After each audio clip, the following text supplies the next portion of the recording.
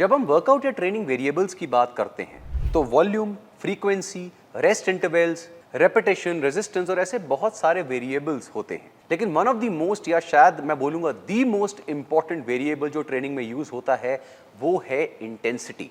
अगर हम इंटेंसिटी को रेजिस्टेंस ट्रेनिंग से जोड़ें तो उसे हम दो तरह से डिफाइन कर सकते हैं। एक है इंटेंसिटी ऑफ एफर्ट और दूसरा है इंटेंसिटी ऑफ लोड, या फिर इन सिंपल टर्म्स आप कितना लोड लिफ्ट कर रहे हैं, जिसे हम रेपिटेशन मैक्स या रेप मैक्स से डिफाइन करते हैं। और वो जो लोड आप लिफ्ट कर रहे हैं वो आपके मैक्सिमम एफर्ट के कितना पास है, कितना नियर है। और ये दोनों की दोनों चीजें आपकी स्ट्रेंथ और हाइपरट्रॉफी को बहुत स्ट्रांगली इन्फ्लुएंस करती हैं। अगर हम एक्सरसाइज फिजियोलॉजी का बेसिक लॉ लेते हैं जो है law of progressive overload and over compensation, तो आपकी जो ट्रेनिंग इंटेंसिटी है वो एक सेट पीरियड ऑफ टाइम में प्रोग्रेसिवली इंक्रीज होनी चाहिए, बढ़नी चाहिए। अगर आप same amount of reps, sets, loads, frequency या वॉल्यूम कंटिन्यूअसली यूज कर रहे हैं तो ऑफ कोर्स आपकी जो परफॉर्मेंस है वो इंक्रीज होना बंद हो जाएगी। इन सिंपल टर्म्स कुछ समय बाद आप एक प्लेटू को हिट करेंगे। और जब हम हाइपरट्रॉफी बेस्ड प्रोग्राम्स की बात करते हैं तो इंटेंसिटी को चेक करने के लिए जो मसल फेलियर का कंसेप्ट है वो एक बहुत ज्यादा नोन और साइंटिफिकली प्रूवन कंसेप्ट है। मसल फेलियर के ऊपर मैंने ऑलरेडी एक डिटेल्ड वीडियो बनाई हुई है। मल्टीपल रिसर्च स्टडीज के हिसाब से और बहुत सारे स्ट्रेंथ कोचेस के हिसाब से भी जो हाइपरट्रॉफी बेस्ड प्रोग्राम्स होते हैं उनके अंदर जो आप एक्सरसाइज करते हैं उनमें से कुछ ऐसे सेट जरूर होने चाहिए जो पॉजिटिव या कंसेंट्रिक मसल फेलियर तक होने चाहिए, या एटलीस्ट 1 से 2 रेप उस मसल फेलियर से कम तक होने चाहिए। तो वो जो 2 रेप हैं उनको 1 to 2 RIR यानी रेप्स इन रिजर्व हम बोलते हैं। लेकिन मसल फेलियर को अप्लाई करने का एक पर्टिकुलर तरीका होता है जो मेरी आप मसल फेलियर के ऊपर मैंने वीडियो बनाई है, उसे आप देख सकते हैं। लेकिन ये चीज़ भी याद रखिए कि कंटिन्यूअसली अगर आप बहुत हाई इंटेंसिटी से ट्रेन कर रहे हैं, आप हर बार अपने डिफरेंट सेट्स में मसल फेलियर को अचीव कर रहे हैं, तो उतना ही जो क्यूमुलेटिव फटीग है वो भी इंक्रीज होता है। इसलिए एडिक्वेट रिकवरी, न्यूट्रिशन और डीलोड जो है वो भी उसी तरह अप्लाई होने चाहिए। अब आता है मेन क्वेश्चन कि अगर हम अपने वर्कआउट में इंटेंसिटी को बूस्ट करना चाहते हैं तो किन किन मेथड से कर सकते हैं। देखिए, जो सबसे पहला और सबसे बेसिक मेथड है जिसके बिना कोई और मेथड अप्लाई नहीं होता वो है इंक्रीजिंग द लोड। आप अगर स्ट्रेंथ ट्रेनिंग कर रहे हैं, वेट ट्रेनिंग कर रहे हैं, तो सबसे पहला तरीका अपने वर्कआउट इंटेंसिटी को बढ़ाने का है अपने लिफ्टिंग वेट को बढ़ाइए, हेवियर लिफ्ट करिए।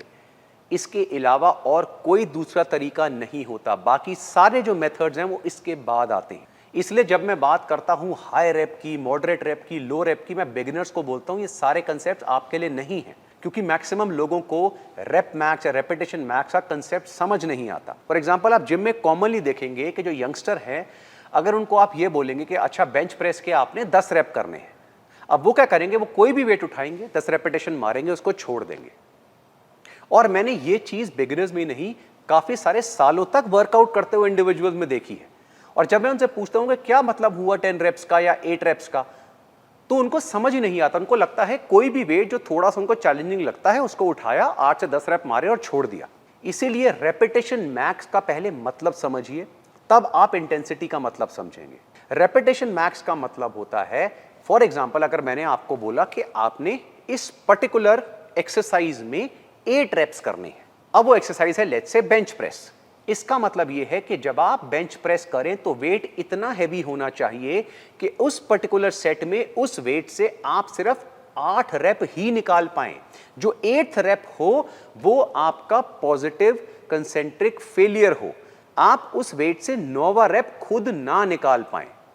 ये होता है 8 रेपिटेशन का मतलब। मैक्सिमम जिम में आप चले जाइए, जितने भी इंडिविजुअल्स हैं जिनको लगता है कि हम 8 रेप से 10 रेप मैक्स मार रहे हैं, अगर उनको खड़े होकर आप थोड़ा सा भी पुश करेंगे ना, वो 3-4 रेप और निकाल देंगे आराम से। इसलिए जब लोग हाई इंटेंसिटी ट्रेनिंग की बात करते हैं, उसको बोलना तो बहुत आसान है, high intensity training, Mike Mentzer type training, डोनेट ट्रेनिंग, लेकिन जो पेन थ्रेशोल्ड उसके अंदर है वो बहुत हाई है और वो बिगिनर्स में या इवन इंटरमीडिएट्स में इतनी आराम से अचीव नहीं हो सकता। If you want to get stronger, अगर आपको हाइपरट्रॉफी चाहिए, मसल साइज बढ़ाना है, तो सबसे पहला है अपना वेट बढ़ाना हर एक लिफ्ट के अंदर, और वो प्रोग्रेसिवली इंक्रीज होता है। ऐसा नहीं है कि एक दिन 10 किलो उठा रहे हैं, अगले दिन जाके सीधा 50 किलो, ऐसा नहीं है, स्टेप बाय स्टेप। इसीलिए नेचुरल लिफ्टिंग में समय लगता है, क्योंकि जैसे जैसे आप हेवियर लिफ्ट करते जाते हैं, अपने को चैलेंज करते जाते हैं, बॉडी अडेप्ट करती जाती है और स्ट्रांग होती जाती है। आपकी जो मसल्स में हाई थ्रेशोल्ड मोटर यूनिट्स हैं वो हेवियर लोड पे ही रिक्रूट होती हैं, लाइटर लोड्स पे नहीं।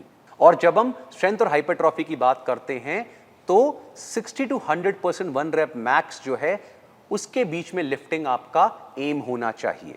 यानी आप जो भी लिफ्ट करें वो आपके 60% 1 rep मैक्स से ऊपर होना चाहिए। और जैसा मैंने आपको प्रीवियस वीडियो में भी समझाया था कि ऐसा नहीं है कि इससे लाइटर लोड पे या इससे भी ज्यादा हेवियर लोड पे हाइपरट्रॉफी नहीं होगी, लेकिन उनमें क्या इश्यूज आते हैं और एफिशिएंसी ऑफ एफर्ट क्या होता है, वो सारी चीजें उस वीडियो में आप चेक करिए। अगर आप कुछ समय से लिफ्टिंग कर रहे हैं, आप decent amount of weight lift कर रहे हैं, तो काफ़ी इंडिविजुअल मुझे कहते हैं सर मेरा जो वेट है ना ऐड नहीं हो रहा है। अब मैं फॉर एग्जांपल स्क्वाट मार रहा हूँ या डेडलिफ्ट मार रहा हूँ तो लेट्स से मैं 100 केजीज 120 केजीज पे हूँ, उससे ऊपर नहीं जा पा रहा। तो मैं उनको हमेशा कहता हूँ कि जब हम प्रोग्रेसिव ओवरलोड की बात करते हैं ना, तो एक समय के बाद जो प्रोग्रेसिव ओवरलोड होता है वो बहुत धीरे धीरे होने लगता है।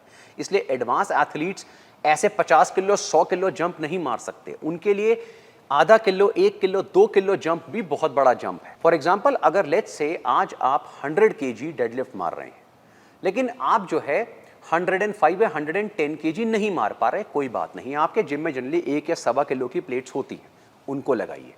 लेट्स से आप पूरे महीने में 2 बार 1.25 किलो यानी अप्रोक्सीमेटली आपने 2.5 kilo plus 2.5 kilo 5 kilo increase करा, तो आप 1 महीने बाद 105 किलो मार रहे हैं। अब इसी तरह से अगर आप इतनी प्रोग्रेशन से भी इंक्रीज करें, नहीं पूरे महीने में भी आप 5 किलो इंक्रीज कर रहे हैं, अब 6 महीने डाउन द लाइन देखिए ऑलमोस्ट 30 केजी आप बूस्ट कर जाएंगे 6 मंथ्स के अंदर। ये मैसिव बूस्ट होता है नेचुरल लिफ्टिंग में, रिमेंबर दिस।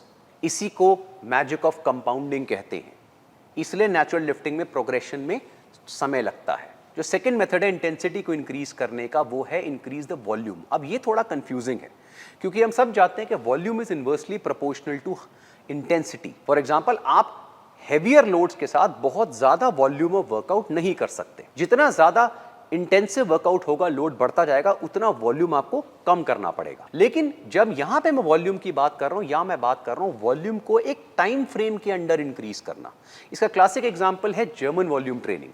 अब जर्मन वॉल्यूम ट्रेनिंग में हमारा लोड बहुत ज्यादा नहीं है, लेकिन जर्मन वॉल्यूम ट्रेनिंग में बाकी वेरिएबल्स को जब हम वेरी करते हैं, जिसके अंदर cumulative fatigue, rest between sets, ये सारी चीजें जो उसमें इतनी चैलेंजिंग हो जाती हैं, तब with in 35 to 45 maximum 50 minutes में वो वर्कआउट खत्म हो जाता है। लेकिन जो उसमें फटीग होता है वो एक्सट्रीम होता है और जो टोटल वॉल्यूम है उसके अंदर वो बहुत हाई है। वो 10x10 जब हम पूरा वर्कआउट करते हैं, जब हम वॉल्यूम ट्रेनिंग करते हैं, तब 1 घंटे से कम में इतनी हाई इंटेंसिटी के साथ जो वर्कआउट है वो खत्म होता है। तो हमने क्या करा, एक छोटे टाइम फ्रेम में वॉल्यूम को बूस्ट करा। इसका एक और एग्जांपल देते हैं। लेट्स से आप एक 5x5 वर्कआउट कर रहे हैं, आपने 5 सेट मारे जिसमें हर सेट में 5 रेपिटेशन की और आपने 150 किलो का स्क्वाट मारा, तो टोटल जो आपका वॉल्यूम हुआ वो हुआ 5x5 × 150 यानी 3750 केजी ऑफ टोटल लोड। लेकिन अगर आपने जो ओवरऑल लोड था उसको थोड़ा कम कर दिया, however number of sets increase कर दिए, लेट्स से 5 की जगह 10 सेट कर दिए और वेट 100 केजी कर दिया, तो क्या हुआ 5x10 × 100 यानी 5000 केजीज ऑफ टोटल लोड। तो क्या हुआ, एक लिमिटेड टाइम फ्रेम में हमने ओवरऑल वॉल्यूम को बूस्ट करा जिससे आपकी इंटेंसिटी बूस्ट हुई। तो ये एक मेथड है। हर बार ये मेथड अप्लाई नहीं होता है क्योंकि हर बार हम लोड को कम नहीं करते, लोड को मैक्सिमम केसेस में हैवी रखा जाता है, कई केसेस में वॉल्यूम को वेरी करा जाता है और इस तरह और भी वेरिएबल्स होते हैं और तरीके होते हैं इंटेंसिटी को बूस्ट करने के। जो थर्ड तरीका है वो है डिफरेंट इंटेंसिटी स्टाइल्स को यूज करना। For example drop sets, super sets, इनके ऊपर मैंने वीडियोस बनाई हैं सेपरेटली, ये क्या हैं, इनके बेनिफिट्स क्या हैं, इसके ऊपर क्या रिसर्च है और इन्हें कैसे यूज करना है। इसके अलावा एसेंट्रिक ट्रेनिंग, उसके ऊपर भी मैंने रिसेंट वीडियो बनाई थी। ये सारे मेथड्स आप कभी ना कभी जब अपने वर्कआउट्स में यूज करते हैं तो ये इंटेंसिटी को बूस्ट करने का बहुत ही अच्छा तरीका है। हाउएवर इनको प्रॉपर्ली प्लान करना बहुत जरूरी है, इसको ओवरडू नहीं करना चाहिए। जो चौथा मेथड है इंटेंसिटी को बूस्ट करने का वो है increase the number of sets and reps. ये एक्चुअली में इंक्रीज इन वॉल्यूम ही हुआ, लेकिन जैसे मैंने बताया सेट्स और रेप इंक्रीज करने का सिंपल मतलब है एक पर्टिकुलर टाइम फ्रेम में आपने सेट्स और रेप्स इंक्रीज करें। अगर आप नंबर ऑफ सेट्स और रेप्स तो इंक्रीज कर रहे हैं लेकिन आपका वर्कआउट जो टाइम फ्रेम है वो बहुत एक्सटेंड हो गया है, तो फिर आपका वॉल्यूम बहुत हाई हुआ है, इंटेंसिटी नहीं। फॉर एग्जाम्पल अगर आप हर एक एक्सरसाइज के 3 सेट करते हैं तो उसमें से 1 या 2 एक्सरसाइजेज में आपने एक सेट और ऐड करा, लेकिन एट द सेम टाइम ये चैलेंज लिया कि इन सेट्स को भी मैं उतने ही टाइम फ्रेम में खत्म करूंगा। सेकंड वे जो रेप्स इंक्रीज करने का है उसमें है कि फॉर एग्जांपल आप 40 केजी डंबल प्रेस से 8 रेप मारते हैं, अब आपका एम होना चाहिए उससे 9 या 10 रेप्स करना। तो ये जो चैलेंजेस हैं जब ये अपने को देते हैं तो इससे फिर आप ओवरऑल इंटेंसिटी को बूस्ट करते हैं। और फिफ्थ और लास्ट और बहुत ही कॉमनली यूज मेथड्स है रेस्ट बिटवीन सेट्स को कम करना। देखिए जब रेस्ट बिटवीन सेट्स की बात करते हैं तो ये वेरी करता है कि आप कितना लोड लिफ्ट कर रहे हैं, आप कौन से टाइप ऑफ सेट्स परफॉर्म कर रहे हैं। फॉर एग्जाम्पल अगर आप ड्रॉप सेट्स या सुपर सेट्स परफॉर्म कर रहे हैं या एसेंट्रिक सेट्स परफॉर्म कर रहे हैं, लेकिन आपका जो चैलेंज है वो है कि सेम वेट लिफ्ट करते हुए हम अपना जो रेस्ट बिटवीन सेट्स है उसको थोड़ा कम करें। अगर ये हम कर पाते हैं तो ऑटोमेटिकली आप इंटेंसिटी को बूस्ट करेंगे। फॉर एग्जाम्पल लेट्स से आप मिलिट्री प्रेस कर रहे हैं जिसमें आपने 3 सेट परफॉर्म करे और उसमें आपने 12, 10 और 8 रेपिटेशन मैक्स को हर एक सेट में लिया। अगर आप उन सेट्स के बीच में लेट्स से सेकंड और थर्ड सेट के बीच में आप 2 से 3 मिनट का गैप ले रहे हैं तो उसको थोड़ा सा कम करने की कोशिश करिए, ऑटोमेटिकली आप इंटेंसिटी को बूस्ट करेंगे। तो ये कुछ कॉमन मेथड्स हैं जिससे हम अपनी वर्कआउट इंटेंसिटी को ओवरऑल बूस्ट कर सकते हैं। अगर आपको लगता है कि मैंने कोई पॉइंट मिस करा है तो कमेंट सेक्शन में जरूर बताइएगा और ऐसे बहुत सारे वीडियोस के लिए देखते रहिए वी आर स्टूपिड।